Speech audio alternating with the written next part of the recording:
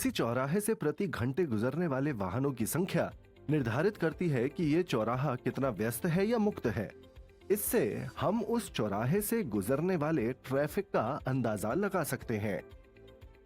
इसी प्रकार विद्युत क्षेत्र की तीव्रता एक क्षेत्र की क्षेत्र रेखाओं की संख्या से मापी जाती है। ये विद्युत फ्लक्स नामक राशि का उपयोग करके मापी जाती है। विद्युत क्षेत्र वेक्टर E में किसी पृष्ठ पर विचार करें।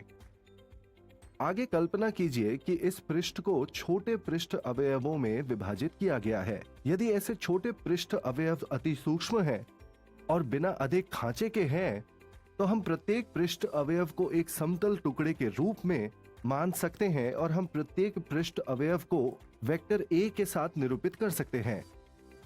ऐसा सदिश पृष्ठ अवयव का परिमाण और अभिविन्यास देता है। अवयव के क्षेत्रफल के परिमाण का यह सदिश ऐसे अवयव की पृष्ठ के अभिलंब के अनुदिश बाहरी दिशा में खींचा जाता है। यदि पृष्ठ परिबद्ध है तो ऐसे सदिश बंद पृष्ठ से बाहर की दिशा में खींचे जाते हैं। मान लीजिए डेल्टा वेक्टर AJ सदिश है जो J पृष्ठ अवयव को निरूपित करता है और उसमें विद्युत क्षेत्र वेक्टर EJ है। क्योंकि पृष्ठ के अवयव काफी सूक्ष्म हैं, पृष्ठ अवयव में विद्युत क्षेत्र वेक्टर EJ व्यवहारिक रूप से नहीं बदलता है। अब हम अदिश गुणन vector EJ dot delta vector AJ को परिभाषित कर सकते हैं, जो कि केवल एक संख्या है जिसे J पृष्ठ अवयव से गुजरने वाला फ्लक्स कहा जाता है। प्रत्येक पृष्ठ से गुजरने वाले सभी फ्लक्स का योग पूरे पृष्ठ से गुजरने वाला कुल फ्लक्स देता है। फाई द्वारा कुल फ्लक्स को निरूपित करते हैं। Pi is equal to sigma J vector EJ dot delta vector AJ। Limit modulus delta vector AJ tends to 0 लेते हुए समीकरण में योग को समाकल रूप में लिखा जा सकता है। Total flux phi is equal to integral A vector E dot vector DA। एक परिबद्ध पृष्ठ पर किसी भी विद्युत क्षेत्र का पृष्ठीय समाकलन पृष्ठ से गुजरने वाले फ्लक्स को संदर्भित करता है। सारांश, इस सत्र में हमने फ्लक्स की अवधारणा पर चर्चा की। विद्युत फ्लक्स किसी दिए गए क्षेत्र से विद्युत क्षेत्र के प्रवाह का माप होता है। गणितीय रूप से इसे विद्युत क्षेत्र सदिश और क्षेत्रफल सदिश के अदिश गुणन के रूप में व्यक्त किया जा सकता है। एक बंद पृष्ठ के सिरों पर कुल विद्युत फ्लक्स को एक पृष्ठीय समाकलन के रूप में व्यक्त किया जा सकता है, जैसा कि दिखाया गया है।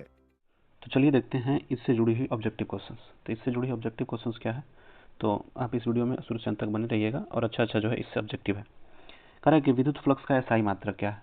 तो विद्युत फ्लक्स का SI मात्रक आप लोग को पता होता है, क्या होता है, तो न्यूटन मीटर स्क्वायर पर कूलम।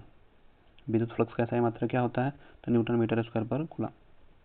अगला, विद्युत फ्लक्स का सूत्र क्या होता है, तो आपको पता है कि फाई E बराबर EA cos थीटा। विद्युत फ्लक्स का SI मात्रक क्या है, फाई E बराबर EA cos थीटा है। दूसरा क्वेश्चन, यदि सतह में विद्युत क्षेत्र रैखिक रूप से हो, यदि सतह में विद्युत क्षेत्र रैखिक रूप से हो तो आपको बताना है कि क्या होगा। क्षेत्र के मन कर कोई सतह रूप से फैला हो तो विद्युत रूप से, तो फ्लक्स का मान क्या होगा आपको बताना है।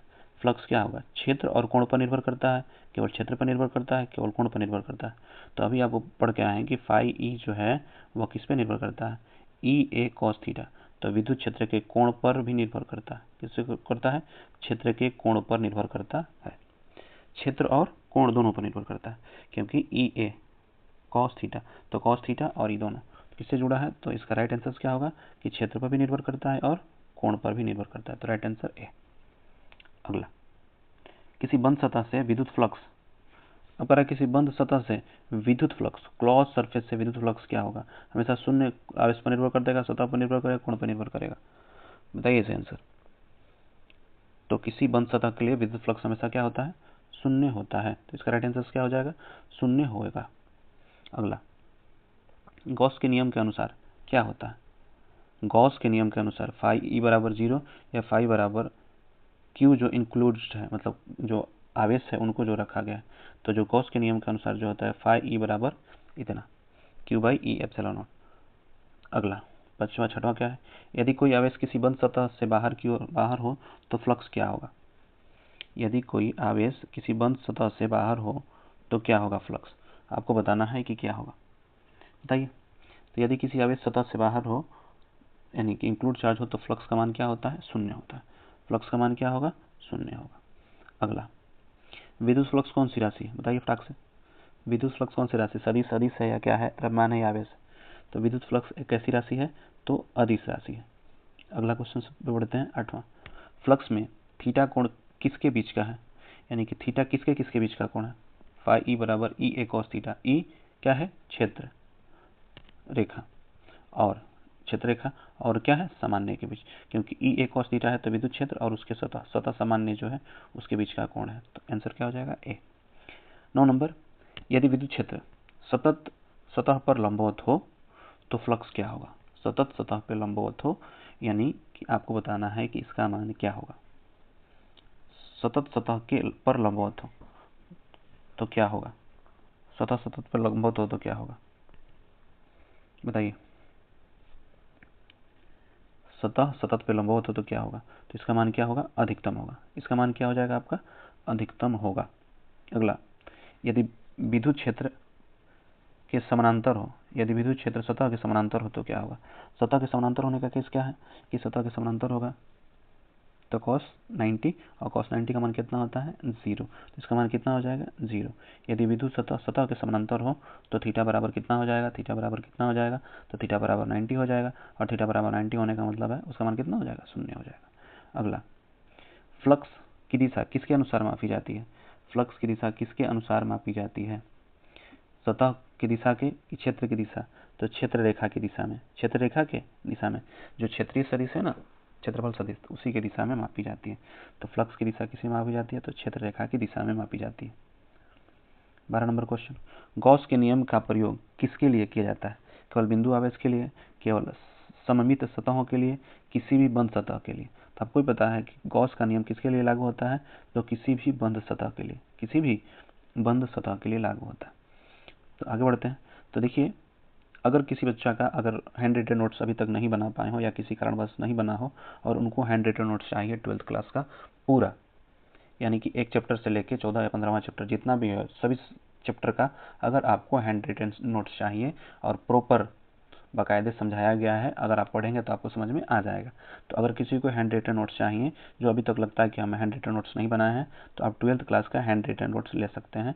इसके लिए कुछ नॉमिनल चार्ज रखा गया है। 12th क्लास के लिए जो नॉमिनल है वो कितना है, 99 रुपीज़ है। और इसी तरह से 11th क्लास का भी अगर आपको हैंड रिटन नोट्स चाहिए तो उसके लिए 99 रुपये पे करके आप जो है इस पर मैसेज करके आप ले सकते हैं। तो चलिए आगे बढ़ते हैं। किसी बंद सतह के भीतर कोई आवेश न हो तो फ्लक्स क्या होगा। किसी बंद सतह के भीतर कोई आवेश न हो तो फ्लक्स क्या होगा, बताइए। अगर किसी बंद सतह के भीतर कोई आवेश न हो, जब कोई आवेश न हो तो उसके बीच क्या होगा, शून्य होगा। फ्लक्स क्या हो जाएगा, शून्य हो जाएगा। अगला, फ्लक्स फाई ई बराबर ई ए कॉस थीटा किस स्थिति में अधिकतम होगा। आपको बताना है कि कब इसका मान अधिकतम होगा। तो आपको पता है कि कॉस में कितने डिग्री का मान जो होता है अधिकतम होता है। तो आपको पता है कि जब थीटा का मान 0 डिग्री होता है तो उस समय इसका मान मैक्सिमम होता है। तो कहेंगे कि फ्लक्स में किस स्थिति में होगा, तो थीटा का मान 0 डिग्री पर मैक्सिमम होगा। अगला, फ्लक्स की गणना में एप्सिलॉन नॉट किससे दर्शाता है। तो जो एप्सिलॉन नॉट है वह निर्वात की जो परावैद्युतशीलता है उसको बताता है। तो एप्सिलॉन नॉट किसको बताता है, निर्वात की परावैद्युतांक को। अगला, यदि दो आवेश बराबर और विपरीत हैं और बंद सतह दोनों के चारों ओर हो तो कुल फ्लक्स क्या होंगी। आपको बताना है कि कुल फ्लक्स क्या होगा। यदि दो आवेश बराबर और विपरीत हो और बंद सतह पर हो तो क्या होगा, तो कुल फ्लक्स होगा शून्य। कुल फ्लक्स कितना होगा, शून्य होगा। अगला 17 नंबर, फ्लक्स पर कोण थीटा बराबर 90 डिग्री है। फ्लक्स पर कोण थीटा बराबर कितना डिग्री है, 90 डिग्री है। और थीटा जब 90 होता है तो फ्लक्स का मान कितना होता है, अधिकतम होता है। फ्लक्स शून्य हो जाता है, आधा हो जाता है। आपको पता है कि कॉस थीटा में 90 का मान रखोगे तो 0 होगा, तो फ्लक्स का मान क्या हो जाएगा, शून्य हो जाएगा।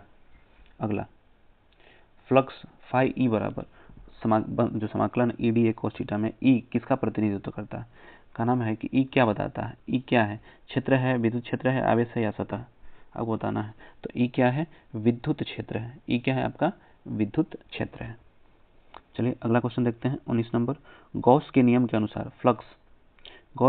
अनुसार फ्लक्स सतह के बाहर के आवेश से प्रभावित नहीं होती है, बढ़ती है, घटती है या शून्य होती है। तो गॉस के नियम के अनुसार फ्लक्स सतह के बाहर के आवेश से प्रभावित नहीं होती है। तो इसका राइट आंसर क्या होगा कि सतह के बाहर से प्रभावित नहीं होती है। और लास्ट क्वेश्चन में आप लोग इसका आंसर कमेंट बॉक्स में जरूर करिएगा कि फ्लक्स का एसआई मात्रक क्या है। तो इसका आप लोग कमेंट बॉक्स में जरूर आंसर करिएगा कि फ्लक्स का एसआई मात्रक क्या है। तो उम्मीद है कि यह वीडियो आपको अच्छा लगा होगा। तो आप लोग अपना पढ़ाई लगातार बनाए रखिए, क्योंकि एग्ज़ाम में मात्र सफल होने का एक ही उपाय है कि कोई भी चीज़ को लगातार करते रहिए और प्रैक्टिस करते रहिए। जितना अधिक प्रैक्टिस होगा नंबर उतना ही अच्छा होगा। तो चलिए फिर मिलते हैं अगले वीडियो में। आधा काम मत करो, सब्सक्राइब के साथ साथ बेल आइकॉन भी दबाओ।